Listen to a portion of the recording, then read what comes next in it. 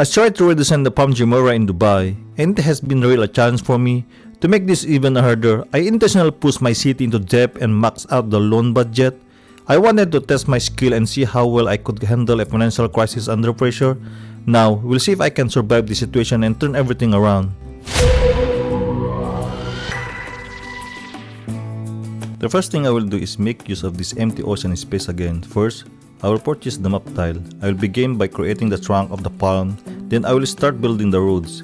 You know what, if we build a road over the ocean, it automatically becomes a bridge, which means it costs much more money to construct. Because of that, I chose a 2-lane road with parallel lanes so that it would be even more expensive. After that, I will begin the land reclamation process. Every road that I build will represent the leaves of the palm. I will build one residential area along with one windmill, a water source and a small sewer system. Then I will convert the bridge into a normal road. After that, I will continue building more residential areas while waiting for the first tenant to move in. If you look at the chart of my economy, there is currently no revenue coming in for the city, and I only have 21,000 left. Because my goal is to bankrupt my city and then try to recover it afterward. As you can see, only 21,000 is left. What more do I need now? I need to request a loan. Then, the first car started moving in the city. This was followed by a green car with 2 people inside. Unfortunately, they were all leaving the city. Maybe they didn't like the atmosphere or something about it. Then a Bugatti arrived with 2 people inside, but they also ended up leaving. After that, a small car came in, and that became our first resident in the Palm Jumeirah city. After that, a lot of people started moving into the city, and I need to build the basic services in the city, such as a small clinic, a small police station, and a fire department. I bought my main power supply, a nuclear power plant for 5 million, as well as an oil depot and water treatment plant. Because of my nuclear power plant, I started to get a small amount of revenue coming in. However, my loan balance in the bank is still very high, and I only have about 2 million left. With my last 2 million, I will purchase a bus station and a bus depot. This will help improve public transportation in the city so that citizens can travel to work more easily and efficiently. I'm hoping this will also reduce traffic and make the city more functional as it continues to grow. Then I managed to set up the bus roads. Then I checked my economy chart, and it is still not in good condition. My finances are struggling, and the money I borrowed from the bank continues to go down as I keep spending to keep the city running. Because of that, I decided to increase taxes on residential, commercial, offices, and industrial zones to help meet the needs of the city and stabilize its finances. These parks are very useful for my citizens, so I purchased 2 of them.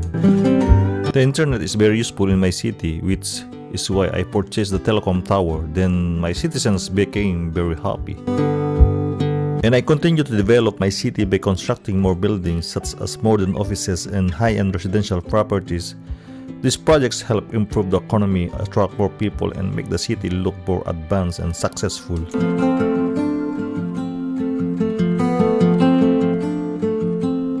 I also added some agriculture areas to generate more revenue for the city. This helps support the economy, create jobs, and provide a steady source of income while the city continues to grow.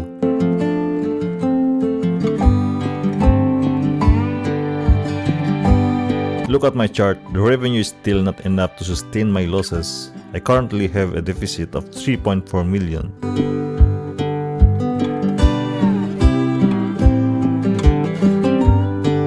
Then, I need to apply for another loan to ensure the survival and recovery of my city. This additional funding will help cover the deficit, maintain essential services, and support future developments until the economy becomes stable again. Then, I need to add more industrial areas to generate more money for the city. Expanding the industrial sector will create additional jobs, increase production, and provide a stronger source of tax revenue. This should help reduce the deficit, strengthen the economy, and support the long-term recovery of my city.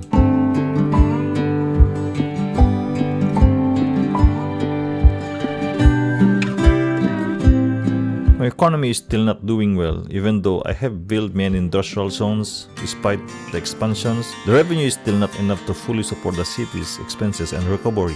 I adjusted my taxes to a slightly higher rate, and I reduced some of the services in every zone to the lowest level possible. This was necessary to lower expenses and increase revenue so I could improve the city's financial situation.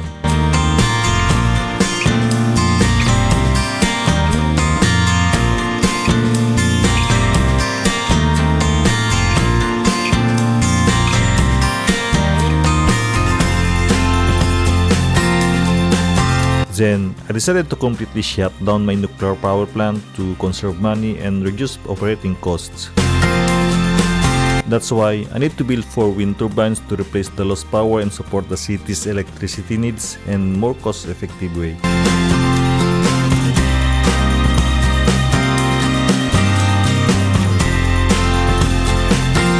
There is a slight reduction in my expenses now, which has helped ease the financial pressure in my city. Then, I decided to completely bulldoze the nuclear power plant because it still incurs maintenance fees even when it's not in use. My funds have turned negative again, so I need to request another loan to keep the city running and stabilize the economy. I continue to add more industrial zones to generate additional revenue for the city and strengthen the economy.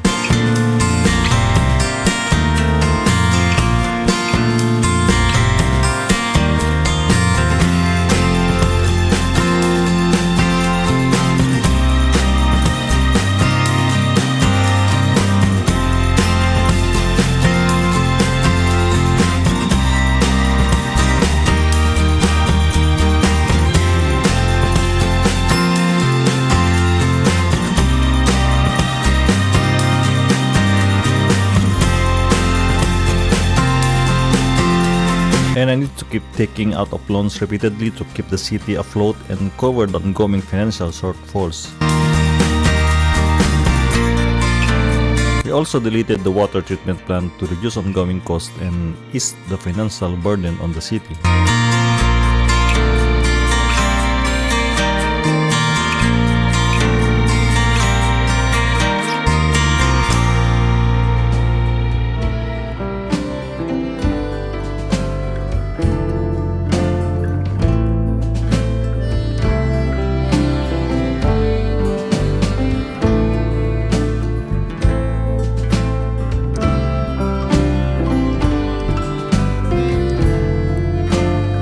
And I have to keep taking out loans again and again just to keep the city running and cover the growing expenses, bringing the total debt up to 20 million.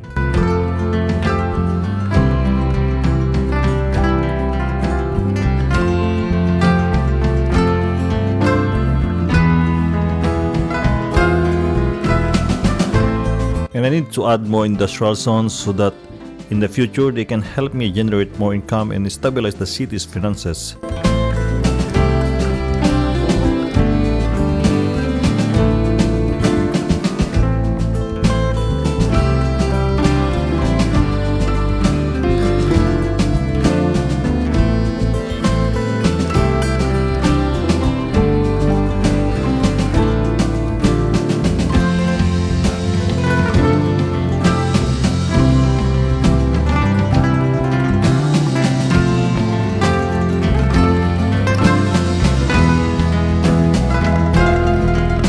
At this moment, I decided to max out the loan to its highest possible amount.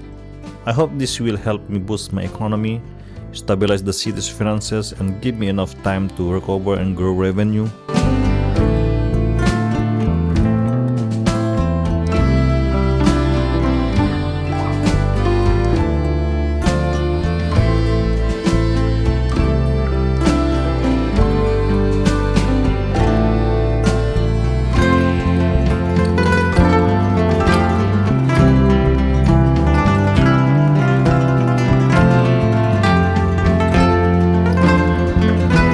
This time, I decided to build the tallest building in the world, hoping it will generate more income for my city and significantly boost the economy.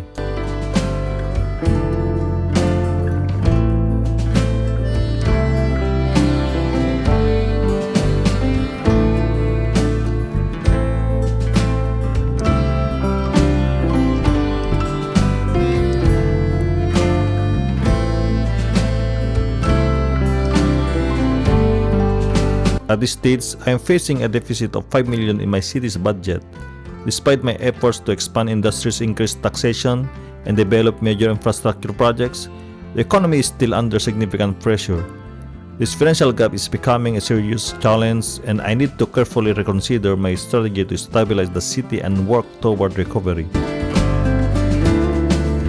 I use my remaining funds to add a train system to attract people from outside the city to move in. The goal is to improve connectivity, increase population growth, and make the city more appealing for new residents and businesses. As you can see, my revenue at this moment is only 974,625, which is still far too low. As you can see, my money is now going into the negative, and since the land reclamation is free, I decided to expand the city further by creating a block-style island facing the ocean.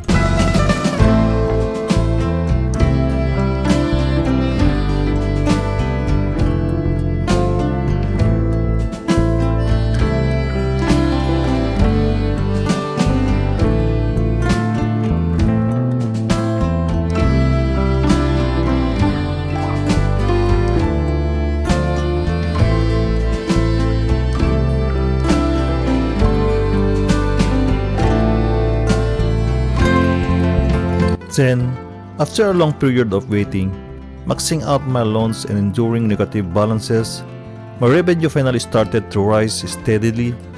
This improvement gave me hope that the city's income will continue to grow and eventually stabilize the economy.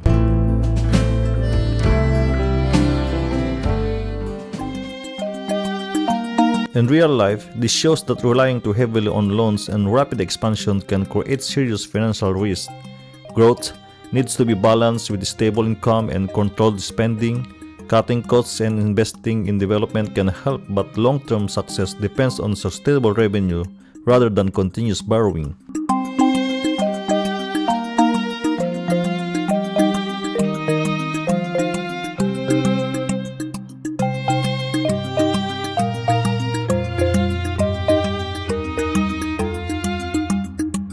If you enjoyed this video, please consider liking and subscribing. Thank you.